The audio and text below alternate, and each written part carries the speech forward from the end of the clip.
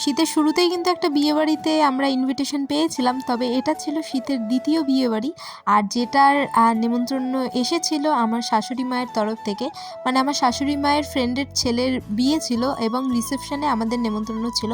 তো সেই দিন আমরা সেখানেই চলে গিয়েছিলাম, আর গিয়েই দেখতে পারলাম ভেন্যুটা এত সুন্দর করে সাজানো হয়েছে। প্রথমেই চলে গিয়েছিলাম ব্রাইড আর গ্রুমের কাছে, তাদের হাতে গিফটটা আমরা তুলে দিয়েছিলাম এবং এটা ছিল অন্য একজন দিয়েছিল সেই গিফটটা। তবে গিফটটা এতটাই সুন্দর ছিল যে তোমাদের জন্য ভিডিওটাও করে নিয়েছিলাম। স্টলের দিকে চোখ বোলাতেই দেখতে পেলাম ফুচকা ছিল, চিকেন পকোড়া, ভেজ পকোড়া ছিল, পিঠে এবং ছিল আইসক্রিম।